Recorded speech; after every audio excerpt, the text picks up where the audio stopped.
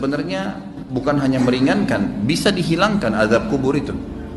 Kalau seseorang anak misalnya sering beristighfar kepada Allah untuk orang tuanya, dia sering beristighfar, ya Allah ampunilah kedua orang tuaku, seperti doa yang masyhur Allah ajarkan, Rabbi ghafirli wali walidayya. Doa ini pada saat mereka hidup atau mereka meninggal. Bukan mustahil karena seringnya orang mendoakan, maka dosa-dosanya diampuni oleh Allah. Dan kalau dosanya sudah bersih karena istighfar anaknya, maka bisa saja dia selamat dari azab kubur, gak diazab lagi, gitu kan.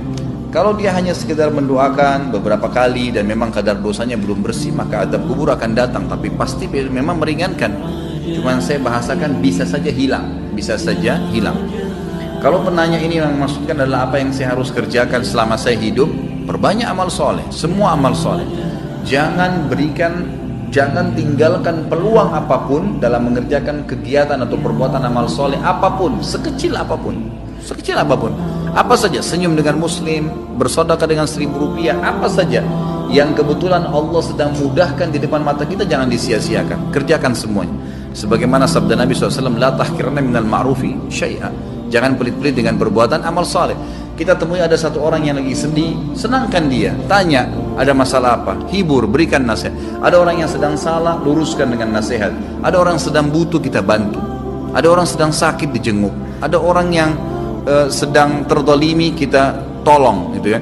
Seperti itu. Jadi memang apa saja amal soleh. Ada orang yang sedang minta-minta, kita berikan.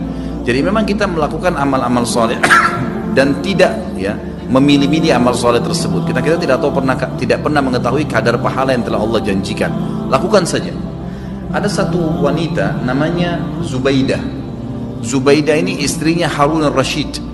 Kalau teman-teman pernah dengar, ada satu khalifah Abbasi, ya, dinasti Abbasiyah namanya Harun Rashid. Orangnya sangat terkenal dengan wibawahnya, dengan kekuatan militernya. Waktu itu Islam sangat berjaya gitu. Istrinya namanya Zubaidah, terkenal sekali. Zubaidah ini suka bersedekah. Sampai sekarang kalau Bapak Ibu sekalian lagi melewatin antara Arafah ke Muzdalifah, itu ada seperti benteng, bangunan lama gitu, cukup panjang berapa kilometer, itu dibangun oleh Zubaidah untuk memberikan minum jemaah haji karena sukanya beramal saleh gitu. Subhanallah, dinukil dalam buku-buku yang tujuannya menceritakan masalah keimanan.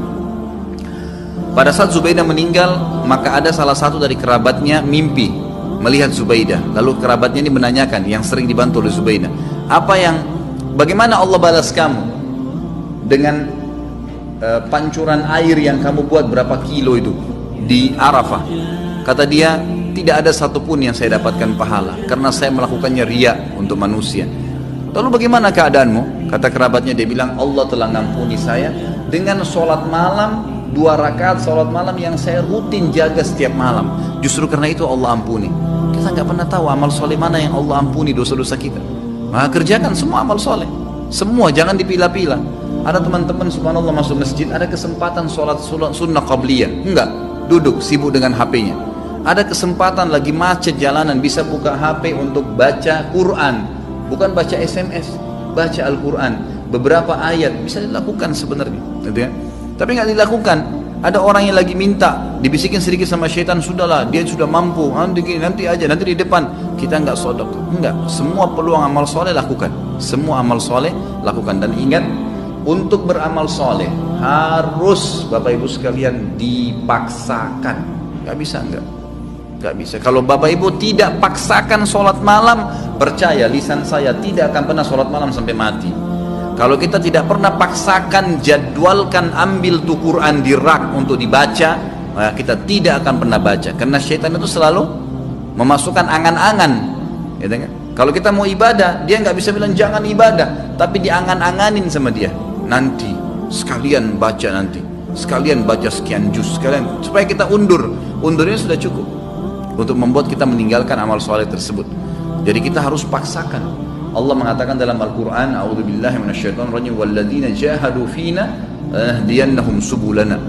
Orang-orang yang memaksakan diri untuk menempuh jalan-jalan kami, maksudnya perintah-perintah kami, mengerjakan kewajiban yang sunnah, semua dijadwalin sama dia, dipaksakan diri, kami akan pandu dia menuju ke jalan-jalan kami. Kalau kita nggak paksain, nggak bakal bisa. Paksain, jadwalin, ya, ajak keluarga, ajak istri, ajak anak, harus, tidak bisa enggak. Selama hidup saya tidak rincikan, semua kesempatan amal soleh lakukan, yang wajib dan yang sunnah, ya, yang wajib dan yang sunnah. Kalau kerabat kita yang sudah meninggal, ada beberapa amal soleh yang bisa kita sampaikan untuk mereka. Yang pertama itu adalah memperbanyak istighfar, bertaubat, ya, mengatakan ya Allah ampunilah, ya Allah rahmatilah. Sebagaimana kita tahu doa pada saat kita sholat jenazah, kita mendoakan itu, Allah maghfirlahu warhamhu, ya Allah ampuni dia, ya Allah rahmati dia.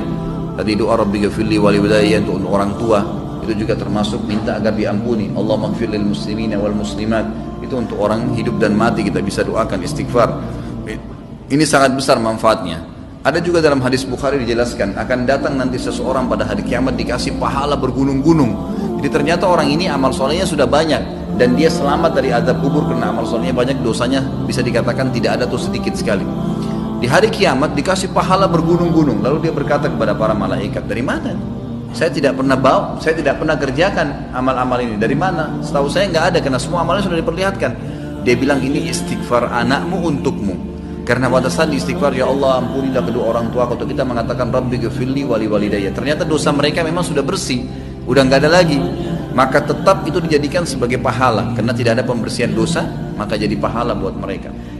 Kemudian ilmu yang bermanfaat yang dia milikin, yang pernah diajarkan kepada kita, makanya saya sarankan orang tua agar selalu tiap hari berbicara dengan anak-anak, titipkan selalu pesan-pesan agama kepada mereka, masalah sholat, masalah apa saja. Maka mungkin mereka akan jadikan sebagai prinsip hidup, itu ilmu yang bermanfaat. Karena tidak semua orang bisa jadi penulis. Kalau antum bisa jadi penulis itu sangat bagus, menulis banyak karya tulis kemudian dibaca oleh orang-orang, itu sangat luar biasa. Seperti Syekh Abu Bakar Jazair sekarang bukunya yang kita bedah ini, beliau sudah meninggal rahimahullah dan kita bisa belajarin ilmunya gitu kan. Tapi kalau tidak maka apa saja, termasuk ulama mengatakan kalau seorang ibu mengajarkan anaknya cara masak dan dia praktekin dalam hidupnya, itu ilmu yang bermanfaat. Seorang ayah mengajar anaknya untuk ke masjid, laki-laki misalnya, mengajar anak-anak untuk mewajibkan mereka untuk pakai jilbab, lalu jadi prinsip hidup mereka, itu semua ilmu yang bermanfaat. Itu semua ilmu yang bermanfaat. Kemudian sedekah jariyah yang ketiga, sedekah yang berjalan terus, ya, program-program, perbaiki masjid, ya, rumah anak yatim.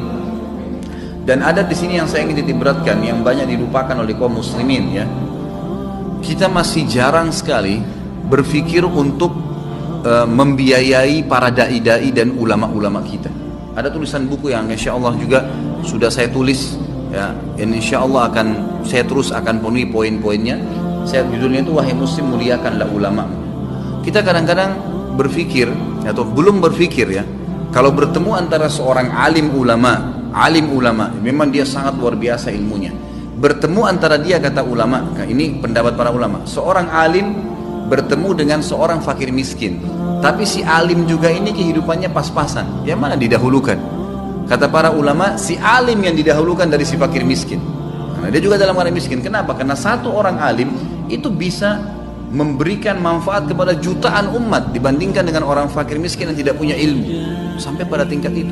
Kalau di Saudi ada sponsor dai, ada pembiayaan para ulama. Tidak ada ulama itu yang sengsara. Kalau di Timur Tengah mereka disiapkan segala-galanya oleh kerajaan atau oleh kaum muslimin yang membiayai mereka. Ini juga hal yang mendasar. Itu bisa menjadi sedekah jariyah karena pada saat dia ternyata melakukan, ya, taklim, dia bisa nulis buku, ya, dari sumbangan harta yang kita kasih, maka tentu kita akan punya andil.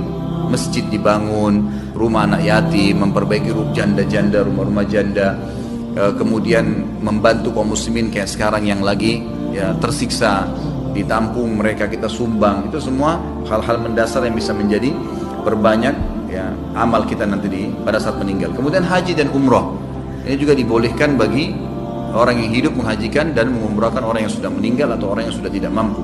Hadis Bukhari menjelaskan masalah itu. Seseorang datang kepada Nabi SAW berkata, ya Rasulullah, sungguh ya Rasulullah, orang tua saya, ayah saya sudah tidak mampu mengadakan perjalanan haji, umroh, bahkan musafir, tapi masih hidup, sudah tua sekali nggak mampu. Apakah boleh saya haji dan umroh untuknya? Kata Nabi SAW, umroh dan hajilah untuknya.